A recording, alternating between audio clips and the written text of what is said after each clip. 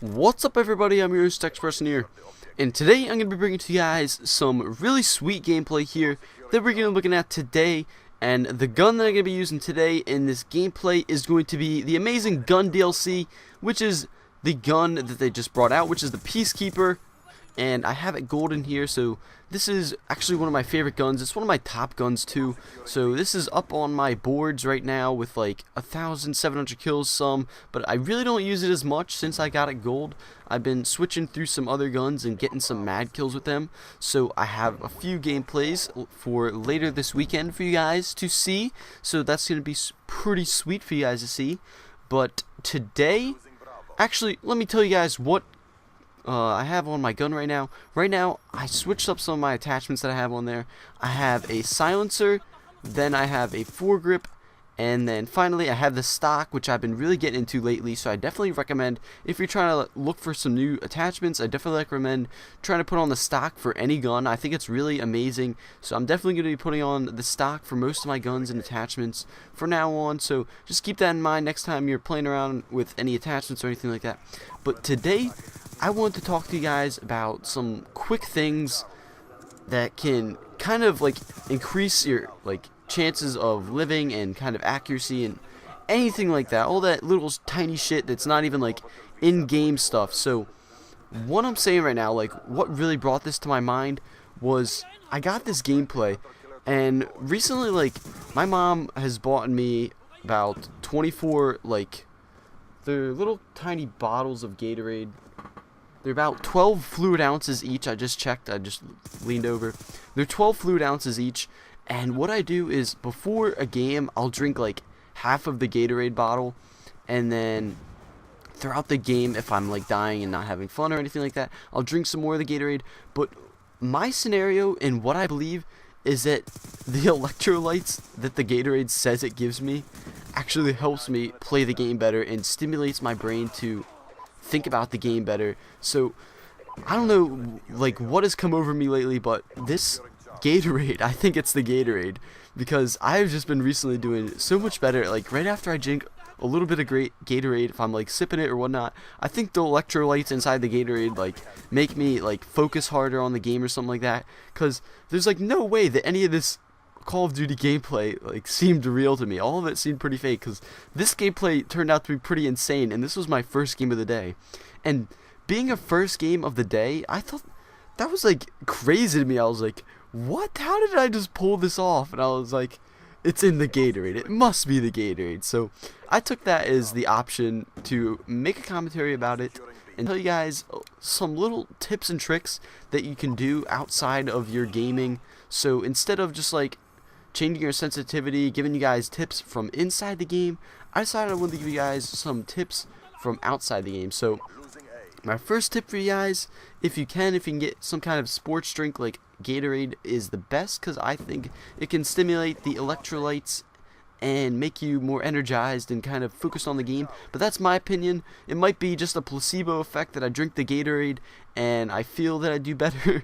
So I'm not sure which one it is. So I'm going to take it as the Gatorade actually works, or it's a placebo effect, which means that I make it seem like it works inside my brain, and it works for me because I make it seem like it works. So that's basically what a placebo effect is.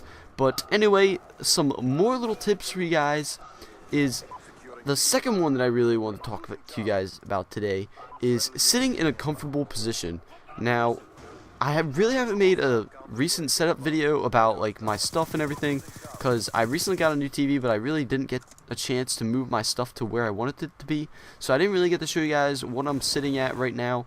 But a good position to sit would be, depending on how big your TV is. Now, I play on a 27-inch TV, so even if you have like a 32-inch TV, 24-inch TV, anything below 32, I would recommend sitting at kind of like a desk kind of area. So about, I want to say it's about like 2 feet from the TV, which is a pretty decent distance actually to kind of move your eyes around the TV. If it's a 32, you might want to like lean back in your chair a bit, but I think it's a good spot to sit because you can kind of feel like you're almost in the game, which is what a lot of big gamers do, like Xtraws, Woody's Gamer Tag, and White Boy 7th Street.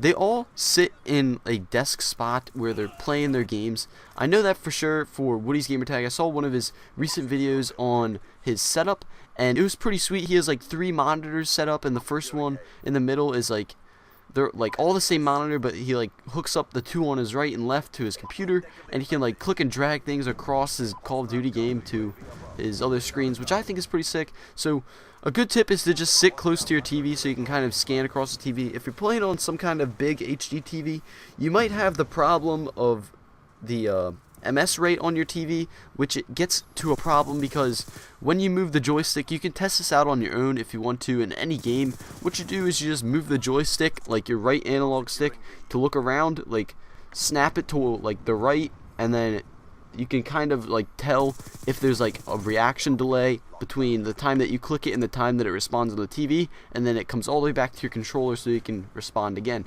So that is a response time from your TV. So you might want to think about getting a new TV if you're trying to get into serious gaming. So that might be one of the problems that you're having while doing that.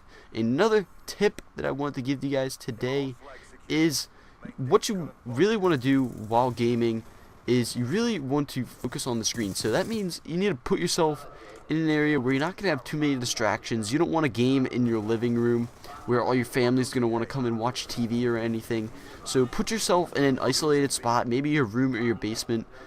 Like, I game in my basement, and that's like the perfect spot because my family can come down whenever they want and talk to me, but it's in a spot where they're not going to come down all the time and kind of interrupt me when I'm making commentaries or getting some awesome gameplays and I really can't talk at the time.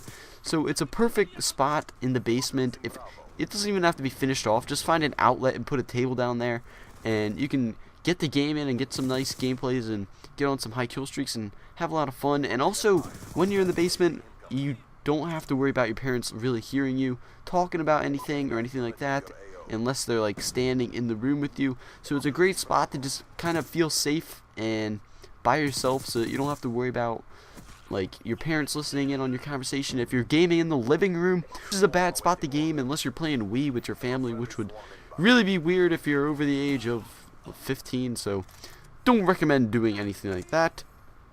Another recommendation for some skill setups for you guys would be to get a pair of FPS Freaks. You could get the CQC version, or you could get the higher standard version, or not higher standard, but higher leveled version of the FPS Freaks.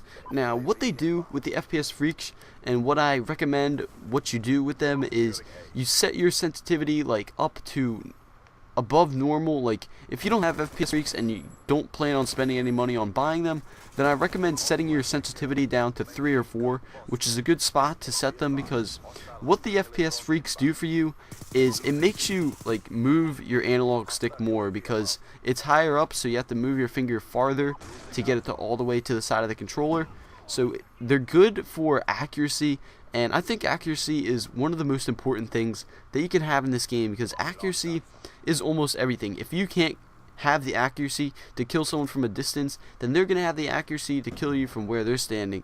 So having some great accuracy with an SMG is very important, because the way that you move your controller and the way that you look down your sights and everything determines whether you're going to live or lose, and you don't know if that life or death was going to cause you to get a swarm or not to get a swarm. So you never really know depending on who you're killing or what's going to happen.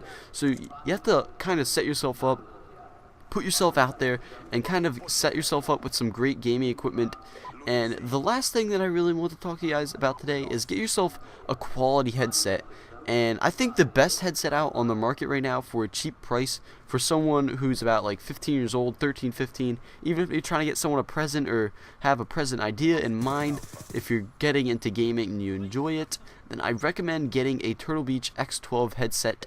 They're probably the best headset out there. They're only like $60, which is an extremely good idea, because most Turtle Beach headsets used to be around $100. So these ones can actually be replaced fairly easily, rather than the other headsets like Astros and Tritons. I'm thinking about getting some Astros soon, because I hear a lot of great things about them, but I really didn't do anything bad with my Turtle Beach X12, so you can hear a lot of nice game sound, and they have pretty nice chat sound, and you don't have to replace them with batteries, so I like them a lot better. And you can plug them into your computer and use them as a microphone, or you can use them as a pair of headphones if you plug them into the headphone jack.